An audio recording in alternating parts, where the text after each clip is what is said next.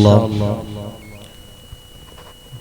നമ്മുടെ സ്ഥാപനവുമായി ബന്ധപ്പെട്ട കുടുംബങ്ങളിൽ മരണപ്പെട്ടു പോയവരുടെ പേരിൽ തഹ്ലീൽ ചൊല്ലി നമുക്ക് ദുആ ചെയ്യണം. വളരെ പ്രധാനമായി ഇന്നത്തെ മജ്‌ലിസിൽ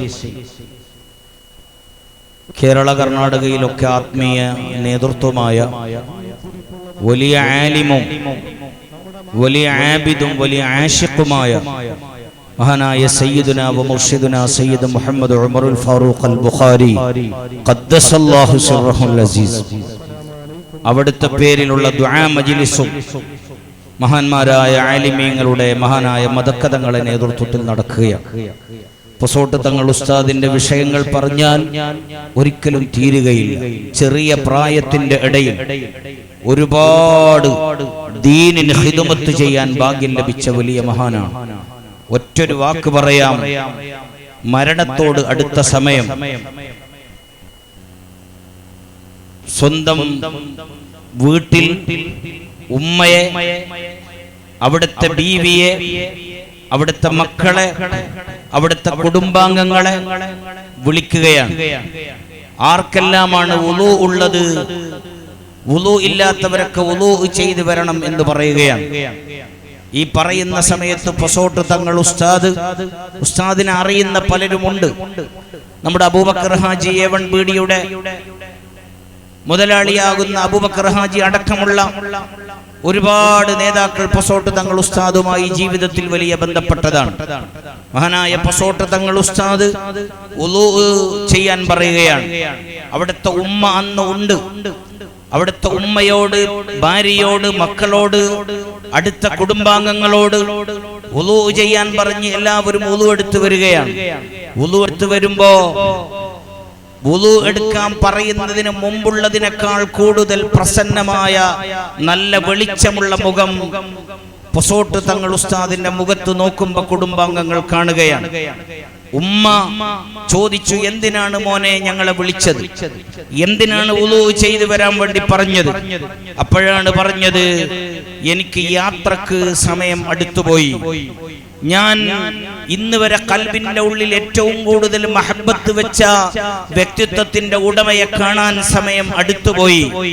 അവർക്ക് എനിക്കൊരു അസ്സലാമു അലൈക്കും പറയണം എന്ന ആശയുണ്ട്. നിങ്ങളൊക്കെ അസ്സലാമു അലൈക്കും പറയണം. ഉമ്മയെ അടുത്ത് വിളിച്ചിട്ട് ഉമ്മനോട് പറഞ്ഞു, നിങ്ങൾ എന്റെ വലത്തെ കാതിൽ അസ്സലാമു അലൈക്കും പറയണം. ഭാര്യയോട് പറഞ്ഞു, ബീവി നിങ്ങൾ അസ്സലാമു അലൈക്കും പറയണം. കുടുംബാംഗങ്ങളോട് പറഞ്ഞു, നിങ്ങളും അസ്സലാമു അലൈക്കും പറയണം. ഉമ്മയും ഭാര്യയും മക്കളും ഒക്കെ പൊസോട്ട് തങ്ങൾ ഉസ്താദ് പറഞ്ഞപ്പോ അവിടുത്തെ കാതിലേക്ക് അസ്സലാമു അലൈക്കും പറയുകയാണ്. സലാം പറഞ്ഞതിന് ശേഷം അവിടുത്തെ മുഖത്ത് ഒന്നുകൂടി വെളിച്ചം വന്നു. ചോദിച്ചു, ഓ പ്രിയപ്പെട്ട മകനെ, സ്വന്തം പെറ്റ ഉമ്മയാകുന്ന പൊസോട്ട് തങ്ങൾ ഉസ്താദിന്റെ ഉമ്മ എന്ന് ചോദിച്ചു, എന്താണ് ഈ സമയത്ത്, വളരെ ആഫിയത്ത് കുറഞ്ഞ സുഖമില്ലാത്ത ഈ സമയത്ത് അസ്സലാമു അലൈക്കും പറയാൻ എന്താണ് കാരണം? ആർക്കാണ് നിങ്ങൾ അസ്സലാമു അലൈക്കും പറയുമ്പോ ഉദ്ദേശിച്ചതെന്ന് ചോദിക്കുമ്പോ മഹാനായ പൊസോട്ട് തങ്ങൾ ഉസ്താദ് പറഞ്ഞത്, എന്റെ മരണം അടുത്തുപോയി. ഇനി എന്റെ ലോകം ഇന്ന് വരെ നമ്മൾ കണ്ട ലോകമല്ല. അവ്വലു മൻസിലിൻ മിൻ മനാസിലിൽ ആഖിറ, ആഖിറമാകുന്ന ഖബറിന്റെ ലോകത്താണ് പോകുന്നത്. അവിടെ എനിക്ക് കാണാനുണ്ട് എന്റെ ഏറ്റവും വലിയ ഹബീബായ മുഹമ്മദുർ റസൂലുള്ളാഹി സ്വല്ലല്ലാഹു അലൈഹി വസല്ലം തങ്ങളെ ഞാൻ കണ്ടെത്തുമ്പോ ഉമ്മ നിങ്ങൾ പറഞ്ഞ അസ്സലാമു അലൈക്കും എന്റെ മുത്തുനബിക്ക് എനിക്ക് പറയാൻ ഉണ്ട്. ഭാര്യയോട് പറഞ്ഞു, ബീവി നിങ്ങൾ പറഞ്ഞ അസ്സലാമു അലൈക്കും എനിക്ക് പറയാനുണ്ട്. ഫാമിലിയിൽപ്പെട്ടവരോട് പറഞ്ഞു, നിങ്ങൾ പറഞ്ഞ അസ്സലാമു അലൈക്കും പറയാനുണ്ട്. അപ്പോഴാണ് ഉമ്മ ചോദിച്ചത്, ഉമ്മക്കറിയും, എങ്കിലും ലോകത്തിന് പാഠമാകാൻ, കുടുംബാംഗങ്ങൾക്കറിയും, എങ്കിലും ലോകത്തിന് ഇബറത്താകാൻ വേണ്ടി ചോദിച്ചു, നിങ്ങൾക്ക് മുത്തുനബി സല്ലല്ലാഹു അലൈഹി വസല്ലം തങ്ങളെ പരിചയം കിട്ടും എന്നതിന് എന്താണ് ഉറപ്പുള്ളത്? ഞങ്ങൾ അസ്സലാമു അലൈക്കും പറയണമെങ്കിൽ തങ്ങളെ നിങ്ങൾക്ക് പരിചയം കിട്ടണ്ടേ? അപ്പോഴാണ് പൊസോട്ട് തങ്ങൾ ഉസ്താദിന്റെ മറുപടി, എനിക്ക് പരിചയം കിട്ടും.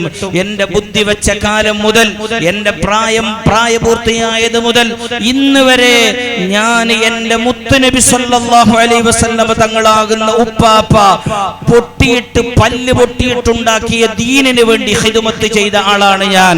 സുന്നത്ത് ജമാഅത്തിന് വേണ്ടി പ്രവർത്തിച്ച ആളാണ് ഞാൻ, ദീനിന്റെ വിഷയത്തിൽ ഓടി നടന്ന ആളാണ് ഞാൻ.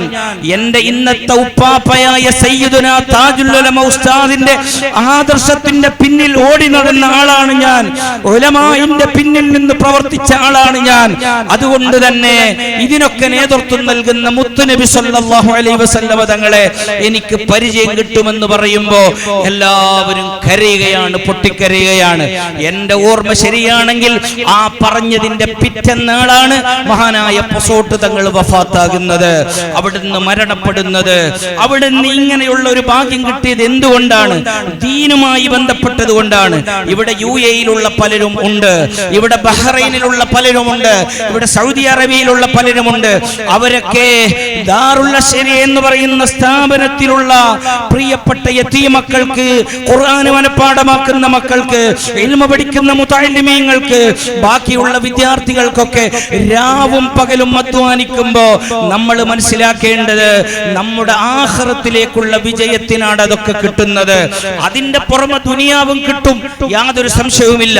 ഇന്ന് നമ്മുടെ സദസ്സിൽ എന്റെ നേരെ അപ്പുറത്തിരിക്കുന്നത് KM അബൂബക്കർ സിദ്ദീഖ് ഉസ്താദ് മോണ്ടുകോളി എന്ന് പറയുന്ന പണ്ഡിതനാണ്.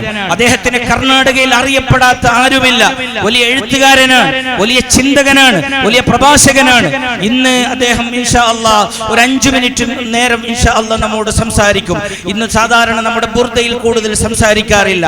KM സിദ്ദീഖ് മോണ്ടുകോളി എന്ന് പറയുന്ന ഈ പണ്ഡിതനെ ഇന്ന് നമ്മൾ ഇവിടെ ഇരുന്നിട്ട് കാണുകയാണ്. ഇന്ന് കുറച്ചു കഴിഞ്ഞാൽ ഒരു 5 മിനിറ്റ് നിന്ന് സംസാരിക്കുകയാണ്.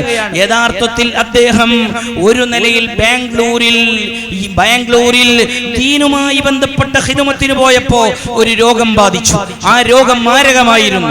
കൈകൾ തളർന്നുപോയി, കാലുകൾ തളർന്നുപോയി, ശരീരത്തിന്റെ ഭാഗങ്ങൾ തളർന്നുപോയി. സ്റ്റോക്ക് ഏകദേശം 90% വന്നുപോയി. ജീവിതത്തിലേക്ക് മടങ്ങുമോ ആർക്കും ഒരു ധൈര്യമില്ല. അദ്ദേഹത്തിന്റെ കണ്ണ് വേണ്ടതുപോലെ തുറക്കുമോ ആർക്കും ഒരു ധൈര്യമില്ല. ഇതുവരെ ദീനിനു വേണ്ടി എഴുതിയ കൈയിന്റെ വിരലുകൾ അത് പന്തുമോ അത് അനങ്ങുമോ ആർക്കും ഒരു ധൈര്യവുമില്ല. ഡോക്ടർമാർ തന്നെ ആശങ്കകൾ അറിയിച്ചപ്പോ, ആധുനിക വൈദ്യശാസ്ത്രം സംശയം പറഞ്ഞപ്പോ അൽഹംദുലില്ലാഹ് ദിവസങ്ങൾക്ക് ഉള്ളിൽ വളരെ ക്രിട്ടിക്കലായി മാരകമായ രോഗം പിടിപെട്ട്, സ്റ്റോക്ക് പിടിപെട്ട് മരണത്തിന് മുഖാമുഖം കണ്ട പ്രിയപ്പെട്ട മോണ്ടുകോളി സിദ്ദീഖ് ഉസ്താദ് അവர்கள் ജീവിതത്തിലേക്ക് മടങ്ങിയത് ഇന്നും സംഘടനാ പ്രവർത്തനങ്ങളിലും പ്രാസ്ഥാനിക രംഗത്തും നിറസാന്നിധ്യമായി നിൽക്കുന്നത് കേവലം മരുന്ന് മാത്രമല്ല, മെഡിസിൻ മാത്രമല്ല, വൈദ്യശാസ്ത്രം മാത്രമല്ല, ദീനിന്റെ ഖിദ്മത്ത് ചെയ്തതുകൊണ്ട് തന്നെ മുഅ്മിനീങ്ങളുടെ ഖൽബിൽ അദ്ദേഹം നിന്നതുകൊണ്ട് മുഅ്മിനീങ്ങൾ അദ്ദേഹത്തിന് ദുആ ചെയ്തു. പ്രിയപ്പെട്ട പ്രവാസികളായ പ്രിയപ്പെട്ട സുഹൃത്തുക്കളോട്, ഗൾഫുകളിൽ സ്ഥാപനത്തിന് വേണ്ടി അധ്വാനിക്കുന്ന നാടുകളിൽ ഈ സ്ഥാപനത്തിന്റെ മക്കൾക്ക് മാസത്തിൽ സഹായം നൽകുന്നവരുണ്ട്. ബുർദയിൽ ഓരോ ദിവസവും നമ്മൾ ഒരു ചെറിയ സംഖ്യ പറഞ്ഞിട്ടുണ്ട്. ആ സംഖ്യ പോലെ സഹായിക്കുന്ന പലരും ഉണ്ട്. എല്ലാ ദിവസവും എന്റെ വകയായി ഇത്ര ക്യാഷ് തരാം, അവിടെയുള്ള മക്കളുടെ ഭക്ഷണവും മരുന്നും ഒക്കെ കരുതിയിട്ട് നൽകുന്നവർ ഉണ്ട്. നീ അവർക്കൊക്കെ വലിയ ബറക്കത്ത് നീ നൽകണം റഹ്മാനെ. അവരെ എല്ലാ രോഗങ്ങളിൽ നിന്നും നീ കാവൽ നൽകണം റഹ്മാനെ.